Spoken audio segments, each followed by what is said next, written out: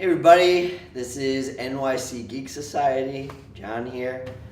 Beautiful, wonderful producer, director, camera operator Dominic is behind the camera. And in front of he's all over the place, people. And this is Robert Canciello. I believe I pronounced that You did pronounce it correctly. Okay. And I know Robert because I took this 8-week Unity class, or how to learn Unity, which for people that don't know is a game engine, and I took that back in January to March, I guess. April, about something like that.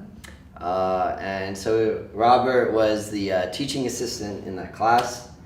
And so for my first interview for this channel, I haven't interviewed someone in over 10 years. I thought it would be cool to talk to someone just trying to get his start in the video game industry, especially in New York City, and kind of already has his fingers in a bunch of different places.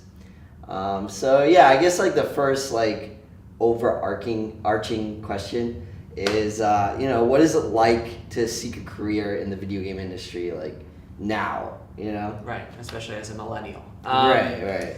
It's tough. It's really difficult. I find that a lot of it has to do with, at least in New York City, just working on your own stuff whenever you have free time. And also networking the hell out of everything.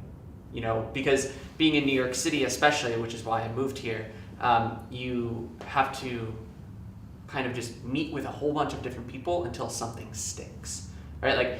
My participation in playcrafting, for instance, only occurred because I started going to meetup groups, like tabletop game design meetup groups, demo nights, and then eventually I saw playcrafting's demo nights, and I started coming and seeing their, meeting with the people and all that, and then eventually that got so big, they started offering Unity courses, and that's kind of how I got into it. But it was really all it's really all about what you can do in every moment. Like when you get out of work, go for 2 or 3 hours to a coffee shop and network with people, because unless you have a killer portfolio right out of college, finding a job in the industry is extremely difficult, especially on the East Coast where there aren't that many big companies. Right. Yes, like something that I've been thinking about that I'd be interested to bounce off of you is, you think that, because I feel like that most of the video game companies in New York don't make it onto the wider channels like IGN or more into the public space.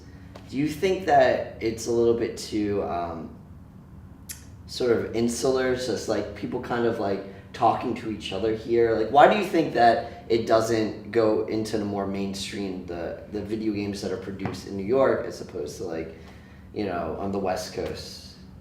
Are you talking about specifically like indie developer games here? Yeah, I mean both, but I mean mostly I would say, would you say that like most of the video game companies in New York are indie games? Yeah, absolutely. I mean, besides there being, Rockstar and Avalanche and like Muse Games, which is, teetering on like indie, AAA, there's really not much else out there that is extremely mainstream.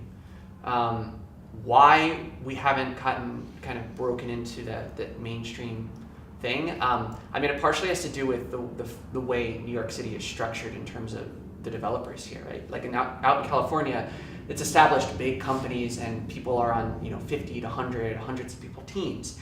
Here, you don't really have the luxury of that sort of space, right? So you have to cram people into like WeWork spaces or like really small spaces, and so the teams can only be like 5 to 10 people.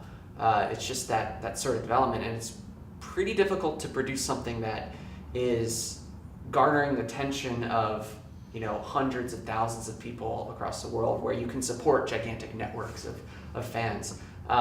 So I mean, that's not to say that people in New York can't produce gems, but I just think it's going to take a little bit more time for us to kind of get that notice.